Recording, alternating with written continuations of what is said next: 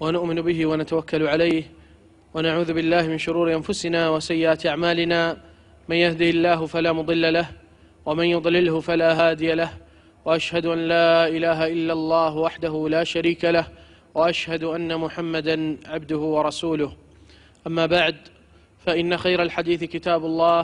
وخير الهدي هدي محمد صلى الله عليه وسلم وشر الأمور محدثاتها وكل محدثة بدعة وكل بدعة ضلالة وكل ضلالة في النار. وبعد، السلام عليكم ورحمة الله وبركاته. اللہ سبحانہ وتعالیٰ کا کرم اور احسان ہے کہ آپ کو اور ہم کو قرآن اور سنت کی روشنی میں کچھ چیز سیکھنے کا موقع عنایت فرمایا ہے، اور کچھ انسان کی غفلت کو دور کرنا اور اپنے علم میں اضافہ اور ترقی حاصل کرنا، یعنی کہ دین کے علم میں بے شک یہ امور عبادات کے امور میں داخل ہوتے ہیں۔ آج کا عنوان جیسا کہ آپ سنے ہیں، جادو اور اس کی حقیقت اور اس کا علاج۔ پہلی چیز اس درس کو سمجھنے کے لیے اس کے 4 شعبے ہیں، اور پہلے شعبے میں جادو کا معنی کیا ہوتا ہے اور اس کی تعریف علماء نے کیا دی ہے۔ پھر دوسری بات کہ جادو کی حقیقت ہے یا نہیں، اور جو لوگ جادو کو انکار کرتے ہیں ان کے لیے کیا جواب دیا جا سکتا ہے قرآن اور سنت سے۔ نمبر 3، جادو کے امور اور جادوگروں کے کام کیا ہوتے ہیں اور کس قسم سے وہ لوگ اپنی جادو میں اعتماد کس چیز پہ رکھتے ہیں، اور کیا چیز سے وہ اپنے جادو میں اپنی طاقت یا زور یا جو بھی ہے دکھانے کی کوشش کرتے ہیں، اس کے رازیں کیا ہے، اور کس طریقے سے جنات کو اپنے پاس موکل کی شکل اور لفظ کہتے ہیں جبکہ وہ شیاطین ہیں۔ پھر اس درس کے انشاءاللہ آخری حلقے میں جادو کے کتنے قسمیں ہیں، اس کے علامات کیا ہوتے ہیں، انشاءاللہ بیان کیا جائیں گا۔ پھر کل کے حلقے میں انشاءاللہ تعالی جادو کے مختلف اقسام کے علاج اور اس کے طریقے اور اس کے علامات میں اگر کچھ اور بھی یہاں کے درس میں مکمل نہیں ہوا تو انشاءاللہ کل کے حلقے میں مکمل کرنے کی کوشش کریں گے۔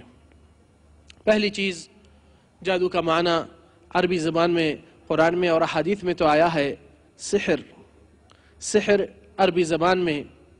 اور عربی الفاظ میں اس کا معنی ہر وہ چیز جو بالکل اس کو کہتے ہیں ما لطف و دق، بالکل خافی طور سے بہت ہلکی طریقے سے انسان کو دھوکہ ہو جاتا ہے، اور انسان کو ایک چیز کی حقیقت کے علاوہ کوئی دوسری چیز میں ڈالا جاتا ہے، اور وہ چیز جو راز اس کے پیچھے ہے انسان کو نظر نہیں آتا، تو حقیقت سے تبدیل کرنے والی چیز انسان کے سامنے، اس کو ایک معنی میں یہ چیز کو جادو کہے ہیں بعض علماء۔ دوسری جگہ علماء کے تقریباً مختلف تعریف، مختلف بیانات اور مختلف تفصیلات ہے جس میں وہ لوگ بھی اس کی ایک معنی کے اوپر زیادہ منحصر نہیں کیے، مگر وہ لوگ کی تعریفیں اور لغوی تعریف اور اصطلاحی تعریف میں 2 معنی دیے گئے ہیں۔ اس کا خلاصہ یہی ہے کہ ایک چیز کو اس کی غیر شکل میں پیش کر کے انسان کو دھوکے میں ڈالنے کو بھی جادو کہتے ہیں، اور دوسرے معنی میں بھی یہ بات بتایا گیا ہے کہ اصل حقیقت نہیں دکھا کر کچھ اور شیپ اور شکل میں وہ چیز پیش کر کر مقبولیت حصول کر دینا، یا اس کو کسی کے طرف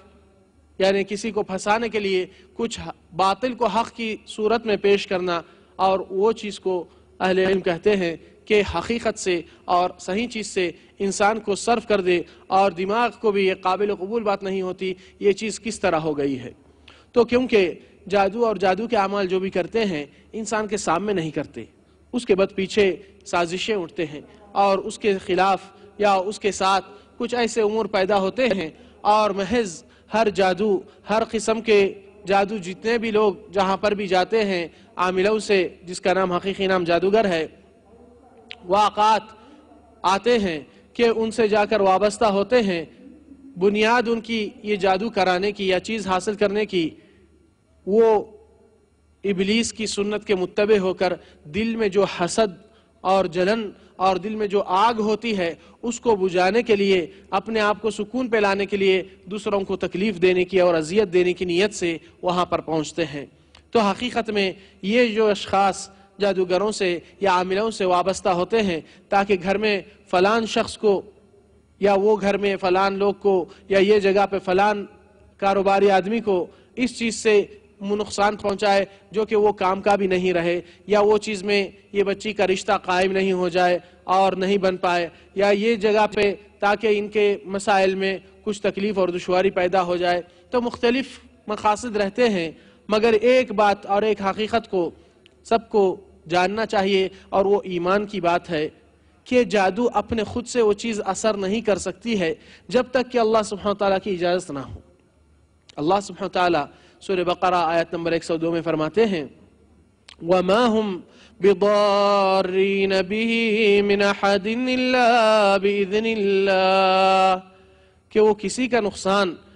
کسی کو تکلیف، کسی کو اذیت ہرگز نہیں پہنچیں گی مگر جو اللہ چاہے۔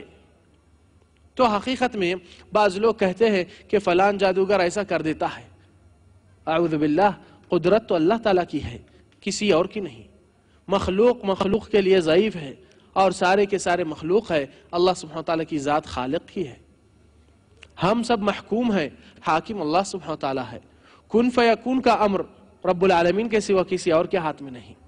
مگر وجہ آج کہ لوگ یہ جادو کے شکار میں یا جادوگر کی آفات میں پڑنے کی وجہ، جانے والوں کی یا جس کے اوپر تکلیف ہونے والے اس چیز کے اوپر متاثر ہونے کی محض وجہ یہی ہوتی ہے کہ انسان کے پاس اس کا ایمان کا عمل غائب ہو جاتا ہے اور اپنے آپ کو اس چیز کے بارے میں زیادہ نالج اور علم نہیں ہے، تو غفلت کے نتیجے میں وہ دھکا کھا جاتا ہے۔ اس لیے اللہ سبحانہ وتعالیٰ ایمان والوں کی حفاظت تو کرنے کا وعدہ کر چکے ہیں اور فرما چکے ہیں کہ شیطان کا کوئی زور نہیں رہے گا ایمان والوں پر، مگر غافلوں کے لیے یہ بات ثابت نہیں ہو سکتی، کیونکہ غفلت کی سزا انسان خود بھرتا ہے۔ پھر ایک اچھی تعریف جو ابن قدامہ المقدسی نے بتائے جادو کی تعریف میں، اصطلاحی تعریف ہے یہ کہ فرمائیں کہ یہ کچھ باتیں ہیں اور ایک اگریمنٹ، عہد نامے کی باتیں رہتے ہیں جو کہ اس باتوں سے اور اس کہنے سے انسان کے بدن پہ جس کے اوپر سحر کیا جاتا ہے، انسان اپنے کچھ طلسمات، کچھ ایسے اوراد، کچھ ایسے امور جو جنات سے معاہدے اور اگریمنٹ اور ڈیل کے اعتبار سے وہ لوگ سے مدد حاصل کرتے ہوئے کسی شخص کی اذیت یا کسی شخص کو نقصان یا کسی شخص کو بیمار اس طریقے سے کرنے کی کوشش کرتے ہیں، اور وہ چیز پڑھ کر وہ چیز کو تیار اور حاضر کر کے اس چیز پہ بھی بھیجتے ہیں، اور وہ عمل میں بھی جس میں میاں بیوی کے درمیان جدائی بھی پیدا کرنے والی بات ہوتی ہے، صرف میاں بیوی کے درمیان نہیں بلکہ باپ بیٹوں کے درمیان، بھائی بھائی کے درمیان، اور اس طریقے سے ایسے بھی امور ہوتے ہیں، اور ایک دوسرے سے نفرت پیدا کرنے والی بات بھی ہوتی ہے، مگر اللہ کے حکم کے بغیر وہ چیز کا اثر بھی نہیں ہو سکتا ہے جب تک کہ اللہ نہ چاہے۔ پھر سحر کے تعریف میں علماء بتاتے ہیں کہ وہ آپریشن کیا ہے۔ آپریشن اس کا یہ ہے کہ ایک اگریمنٹ رہتا ہے جادوگر کے درمیان اور ایک شیاطین کے بڑے سرکشوں کے درمیان، تاکہ یہ شخص جو جادو کا عمل کرنا چاہتا ہے یہ ایسے اعمال پیش کرے گا جو جنات اور شیاطین کے بڑے سرکشوں نے اس کو حکم کریں گے، جس میں اللہ تعالیٰ کی سراسر کھلی طریقے سے نافرمانی اور کفری عمل اور کفری الفاظ اور ایسے محرمات کے مرتکب ہونا جو اللہ تعالیٰ اس کی سخت سزا اور اللہ تعالیٰ کو سخت ناراض کرنے والے بات ہوتے ہیں، اس کے مقابلے میں یہ جن کا سرکش اپنے چند شیاطین کو ان کے حوالے کرتا ہے تاکہ ان کی خدمت کرے، کیونکہ دونوں کا مقصد ایک ہو چکا ہے۔ مقاصد